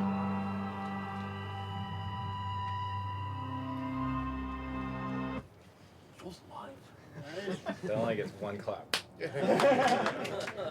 Keep in mind, this is what the whole game's going to look like. We're going to make it this awesome.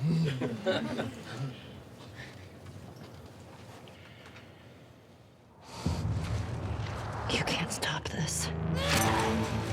This was a good reminder. Look, when we come together, when we rise to the occasion, when we do this thing that people outside the studio talk about, like this Naughty Dog magic, this is what it looks like. So when you look at parts of the game that aren't there yet, know that we could get there in a pretty short period of time when we're so focused.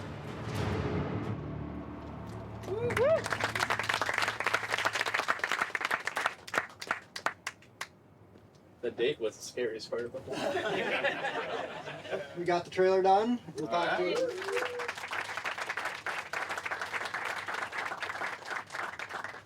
Just wanted to take this moment to run through the events of Outbreak Week, which is when the trailer is going to debut. We are going to be having the big press event in Koreatown at this giant warehouse. We're actually having 80 journalists from all over the world come. We made sure very comfortable chairs for 3 hours.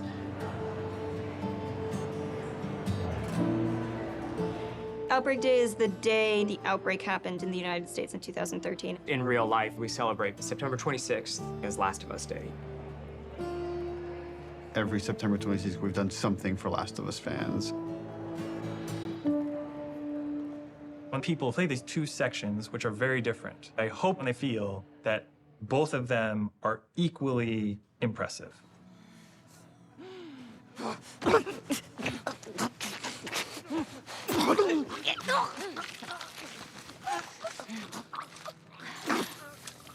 When you play that first demo, you're like, that was incredible. Oh my God. This could have been the whole demo. This could have been the whole thing. It says enough about what the game is. And then you play the other half, and it's like way more mechanics heavy, way more combat heavy. Keep going, boy.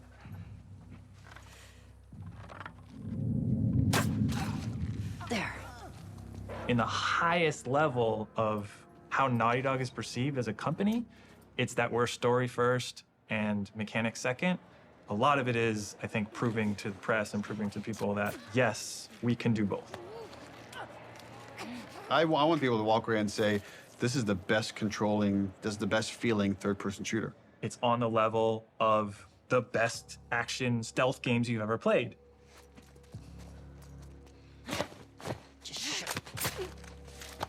So one of the things that I've always found really exciting about The Last of Us is the kind of fidelity with which we represent human intelligence. One of the ways that really helped make them feel more human and more alive was the way that they use their body language to communicate to each other.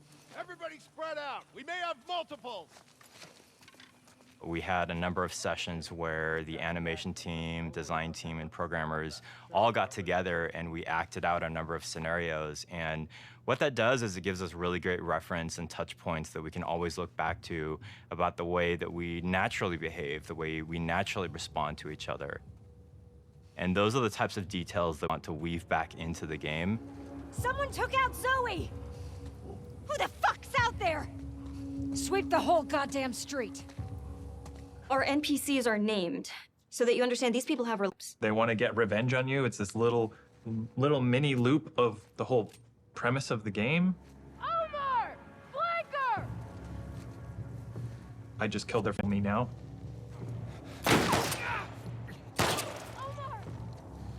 There's a cost. You killed that person. His friend now feels a loss. You know, his dog is now alone.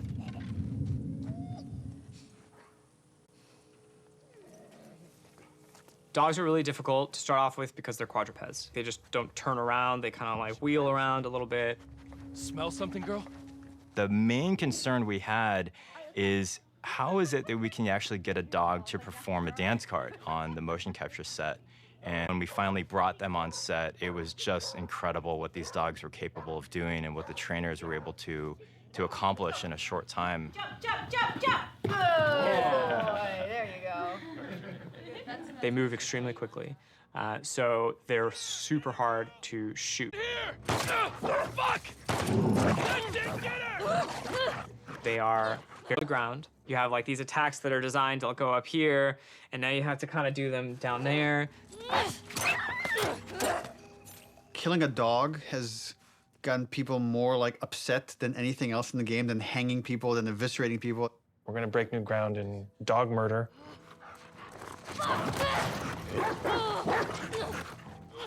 We had like a new scripter start like 2 months ago. First question, she walks into the middle of the room. I have one question. Does the dog survive? And everyone's like, oh no, first day. Oh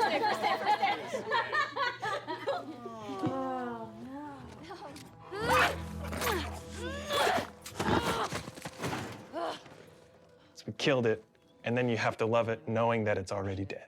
So there's gonna probably be people that are about that. Hey, Al, you want to go to the trucks? Let's go to the trucks. With the notable exception of Alice, we took great pains to ensure that every combat encounter that you fight against a dog, you do not have to kill any of them. It's more palatable to kill people because they're all there because they choose to be there, but all of these dogs were trained to do this exact thing, and so you're killing an innocent creature. Fuck! Got you. That feeling of discomfort, it's exactly what we're trying to explore with The Last of Us. Ironically, making them more realistic makes people feel more okay about killing them. We had like kind of a goofy art, like just a very rough dog. We found that goofy dog that had no fur, people felt really bad about killing that dog. Like when you would shoot them, they would fall over dead and like give one last whine as their like dying breath and stuff. So we just really tried to like tone down the pitiability of all the dogs and stuff.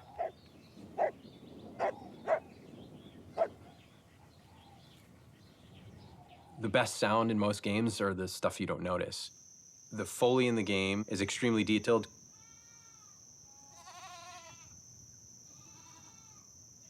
Things like Foley are very easy to get wrong and noticed for the wrong reason, very difficult to get right, but when you get it right, no one's gonna pat you on the back for it. Audio guys are kind of a different breed. We listen to everything all the time. It's kind of a curse.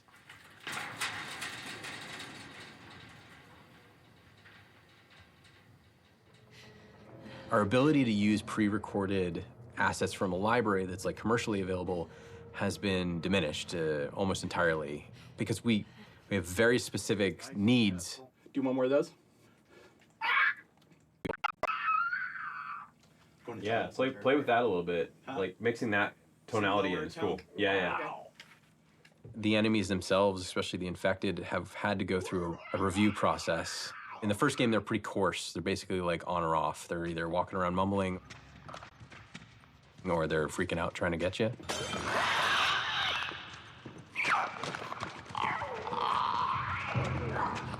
So now we've developed sort of this like murmuration breath system that allows them to have a much more natural flow between being agitated and not.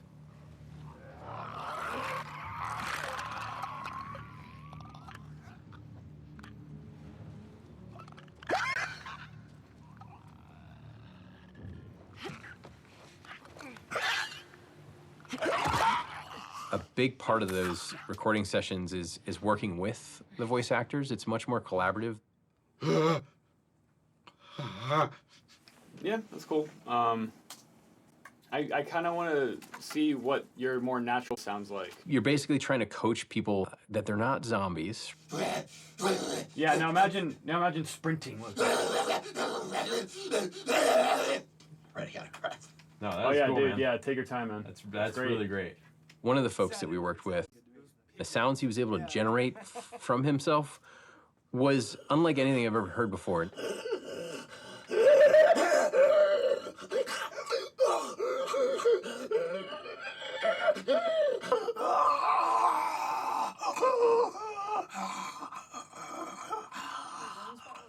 Gnarly sounding roars and breaths and wheezes and really interesting stuff that I've never heard come out of a person ever.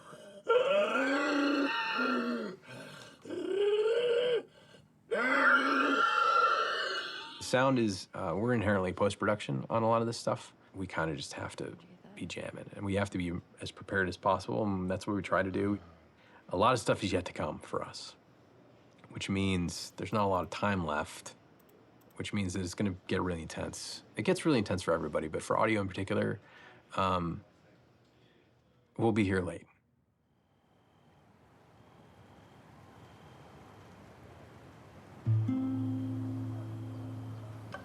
I think that, I don't know if it's the whole studio, but I know I'm definitely feeling very tired right now.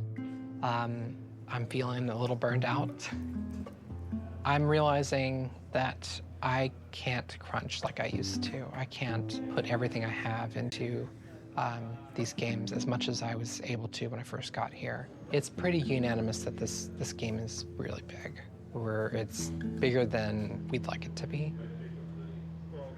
The Last of Us Part 1 is small compared to this game. My argument, make the game small again. I don't even call them small. There were times when I was writing like 40 pages of in-game dialogue a night. Neil kept saying, stop, you have to like give it to somebody else. We will hire somebody, we will make this work. And I was like, I think it'll just be, I was just bullishly like, I can handle it, I'm tough. I would like somebody to teach me how to have work-life balance. There are some times where I wish I had somebody in production or a big brother that could be like, no, no, no, go home. This is great. This is already great. You don't need to do the next thing. I feel like at any given point, you'll go into the kitchen and you'll find people, what I would say, salonning about the game, like going deep philosophy into what's working, what isn't. People criticizing this or that. This doesn't look good. I don't like this scene. This doesn't work for me. I hate this. You know, like they're going to lunch and like expressing doubt to each other and like, is this gonna come together? Is this the one that like screws Naughty Dog up? Let me just exude whatever confidence I have left. Let me try to bestow this person with it so they can feel inspired and go off and do their work. But then sometimes you're alone in the office and you're like, what if this doesn't come together? What if this is the one that sucks? What if this is the one that sinks Naughty Dog? So then you have to like kind of bury it, compartmentalize it. Who knows what damage it does to your body while you're doing that? Because ultimately, you can't let that fear dictate how you work, and just keep the faith.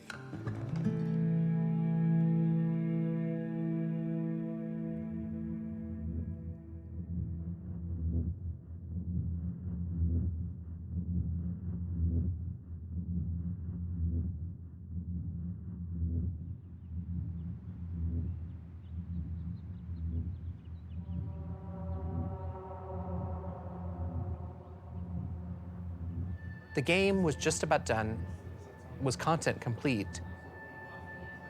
We were fixing bugs when there's these like rumblings of this pandemic happening. Like I remember when this COVID shit hit and we're like, bro, really? Like for real pandemic? You know, at first it feels like, oh, this is nothing we need to worry about. And then all of a sudden you do have to worry about it. And like, are people gonna wanna play a game that takes place in a pandemic when there's a real pandemic? We had never worked from home, ever. Naughty Dog was actually strictly against working from home. We did not have the infrastructure set up at the studio to work from home.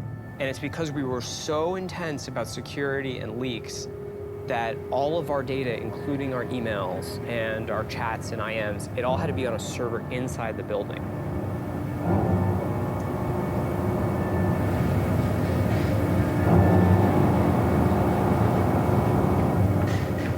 We were like air-gapped from the outside world. The operations team, the IT team, our engineering team, they all had to coordinate in a very short period of time to get us working from home. We don't even know when the game can come out. Sony was like, we don't know if we can physically ship this product with like the supply chain and stuff. We had to come out and say, the game can't come out in this date, and we don't even know when it will come out. It's delayed indefinitely. So a lot of our most hardcore fans are angry with us. Around the same exact time, we started having these leaks. We're like, we didn't put out this video. Like, where is this coming from? It's a video from one of our reviews. So you could hear the notes, and people that can't attend the meeting can watch it after the fact. We store all these videos on our server.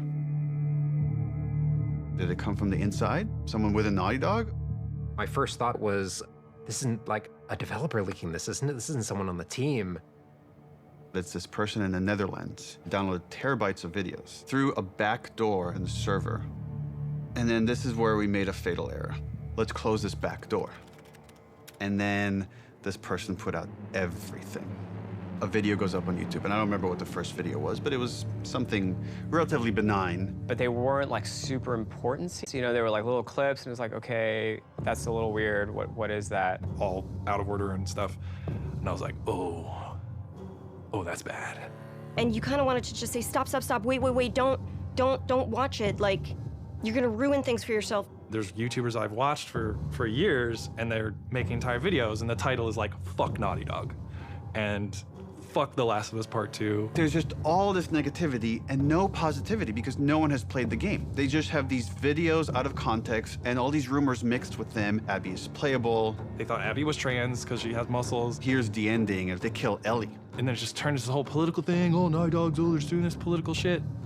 And then I get this text from Evan. They just posted Joel's death. And my heart sinks. I can't even describe this feeling. It's just this like dread. It's almost like you just heard someone you care about died. I don't know, that's the closest I could come to.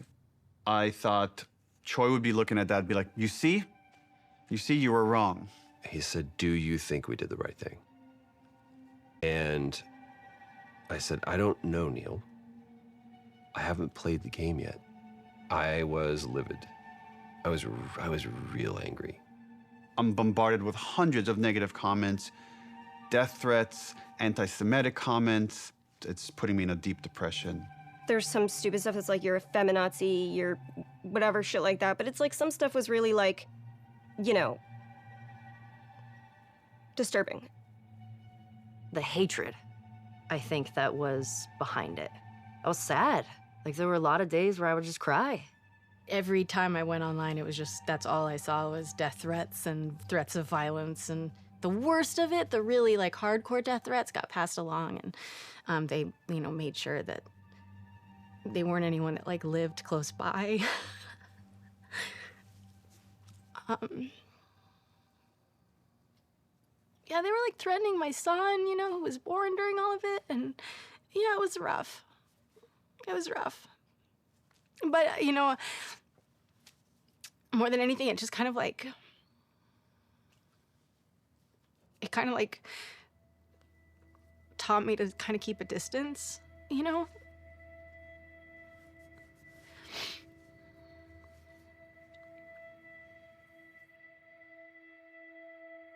This thing that I spent 4.5 years on, it's kind of getting violated. And then for 2 months before release, there's like nothing you can do. You can't release the game sooner because it's not done yet.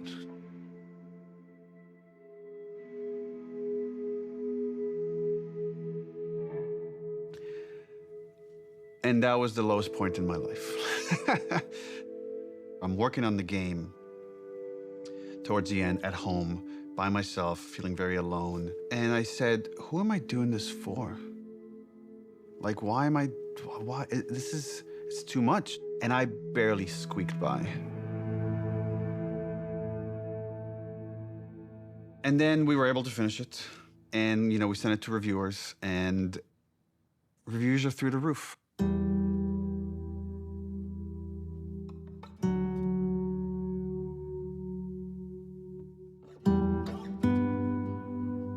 And I called Troy, and I said, like, dude, I'm sorry. I feel like I failed you. And he's like, what are you talking about? And I'm like, yeah, I just know how some people talk. He's like, oh, dude, I don't care. I played the game, and I love it. And I got really emotional. I was like, I realized how much I care about Troy caring about the game, and that was a huge sense of relief. There's not a single aspect of the game, part 2, that I would change. And anytime someone comes up to me and says, you know, I didn't really like what they did to Joel, I was like, great, awesome. Tell me a better version of the story. And to this day, they still can't. It was a traumatic experience for myself and many people on the team, and the kind of hate we got because of those leaks will stay with me forever. And I can't even describe how angry I was of what the damage this person did to us. I want them punished in every sort of way. I wanted this to be this villain. And this person is like, you know, in their 20s or whatever. They live with their parents. And it's a fan. And then when we delayed the game indefinitely, this is what they said, is like, I wanted to force Naughty Dog's hand. I wanted to force them to release the game. So I thought if I just put out all the videos, eventually they'll put out the game, which again was never an option for us. And I remember sitting there, sitting in my anger, and then slowing down and just saying, okay, if anybody should take the lesson from Last of Us Part 2, it should probably be us. Just let it go.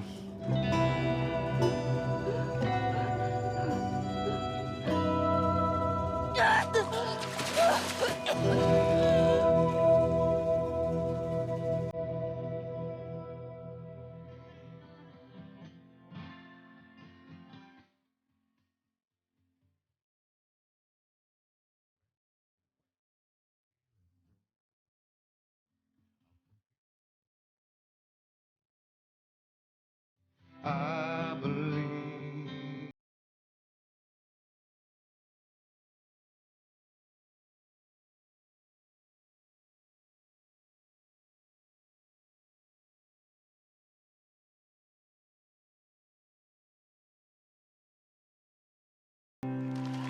We got Eddie Vedder to play Future Days for the Game Awards. I'm a huge Pearl Jam fan.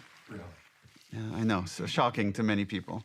What a fascinating way to tell a story. It's just getting better and better all the time. And I really appreciate the way that Future Days was used, especially bringing Joel and Ellie together, connecting through music.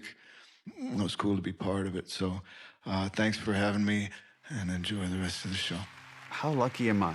Like, how cool is this? This person that I've admired since I was a kid is now like mentioning this game that we all made. And then we started winning award after award after award. I wanted that validation for the team. Everyone at Naughty Dog, I can't wait to hug and high five and get drunk with each one of you. That's gonna have to wait till next year. And more than anything, and I know that I speak for the whole team when I say this, we'd like to thank our friends and family that stood by us and supported us throughout us making this game.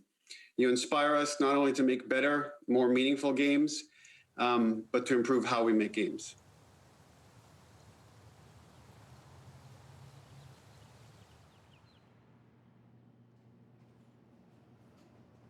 The pandemic kind of brought up that question of like health and mental health. Are we developers that are going to stay at the studio and have full careers? How do we make this sustainable? I chuckle in retrospect, just how absurd the failure of trying to alleviate crunch was. If you have great processes and you're super organized, that doesn't fix crunch. What that does is it allows you to make a bigger game. We read the post-mortem feedback for The Last of Us 2, and it was really, really upsetting to see what coworkers had gone through. So we were highly motivated to try to figure out how to fix it. Everything about our workflows were already being upended with remote work and everything, so it's like, okay, well, yeah, we gotta do this now. And we knew that to make the real changes we did, it would take the entire studio working together. We now have the goal for Naughty Dog to eliminate crunch. The only thing that fixes crunch, the only thing, is just deciding that you're not going to crunch. When we onboard people, we tell them, you know, we have a reputation as a studio for crunching, and it's something we don't want. And it's something we're not going to do anymore. First, we had to do, what is crunch? Let's define it. because when you just look at hours, that turn out to be too simplistic. It's a multitude of factors. It's not just like one thing. It's not just, oh, because of this is what's causing crunch. It's literally like so many of these little things. How do we make sure no one at Naughty Dog burns out? You know, every couple of months, we send out a 90-second questionnaire that goes, are you worried about your workload? Are you worried about having to work overtime? If you feel like I'm overburdened with work, you have to tell somebody. We used to, as a studio, when we were getting close to shipping a game, bring in dinners for the whole studio.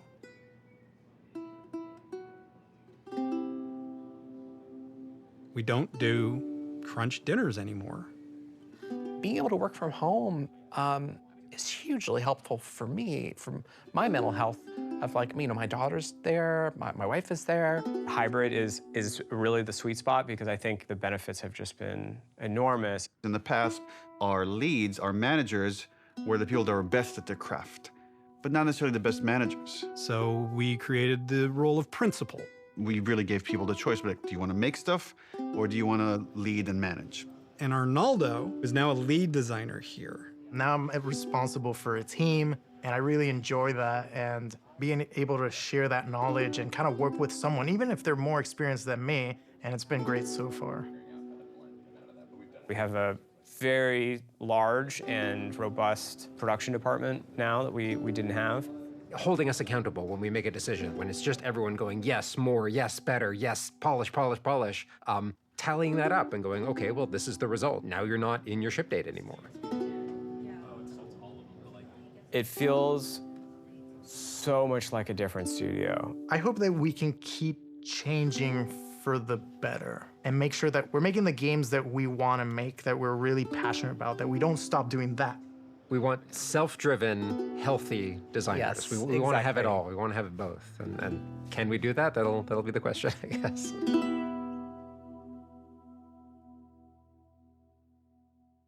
The HBO's thing has been a wild ride.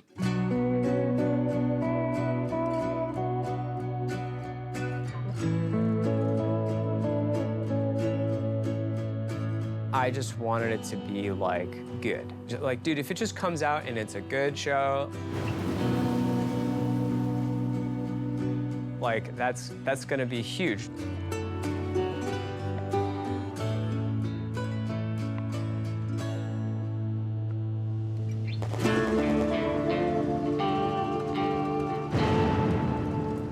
I'm sure it will be very different when I actually see Abby being portrayed.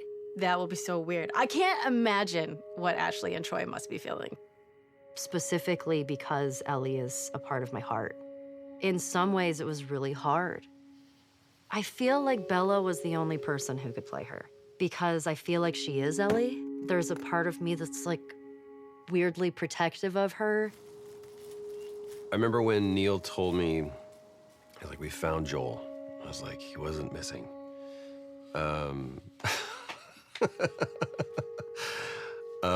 He goes, Pedro Pascal. And I went, oh, we're bulletproof. It felt like Craig and Neil together saw that this was a story about humanity, and they made it a story about humanity. We got Frank. Who knew that was waiting? Craig's screaming from the sidelines going, I did. When Neil and Craig asked me to play Ellie's mother, Anna, it made me so happy. And I'm crying, so it doesn't seem like it, but it was symbolic in so many ways to me. Being able to sort of bring Ellie into the world, be the first one to fight for her.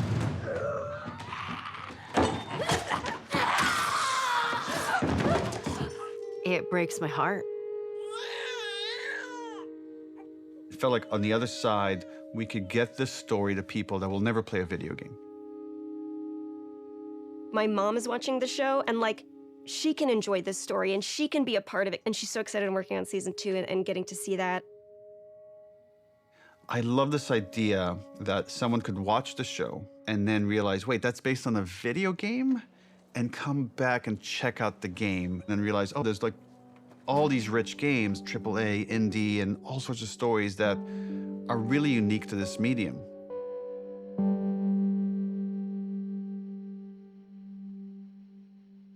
I did some other interview where someone asked me about The Last of Us and would there be any more stories or something. And I mentioned, like, you know, we have written a story that takes place after Last of Us 2 that stars Tommy. And I hope one day we get to make it.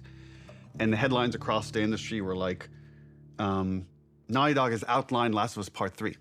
And that's actually wrong. It was always a small story. It was never like a full title. At the time, we had higher priorities at Naughty Dog, was like to fix our pipeline, to fix work-life balance issues. Just based on where we were, I didn't want to prioritize this story, so that story was shelved. And I still believe one day it will see the light of day. I don't know if it'll be a game or a show, TBD. First game had such a clean concept of like the unconditional love a parent feels for their child. The second one, once we landed on this idea of the pursuit of justice at any cost, justice for the ones you love, it felt like, oh, there's a clean concept here, and there's a through line from the first game about love. If we never get to do it again, this is a fine ending point. And right, last bite of the apple, the story's done. The great thing about working at Naughty Dog is that we don't have to. It's always like, we would love another Last of Us, but if you guys feel like are passionate about something else, we'll support this other thing. Very privileged position to be in. I never take that for granted. I've been just thinking about, okay, is there a concept there? And for now years, I haven't been able to find that concept.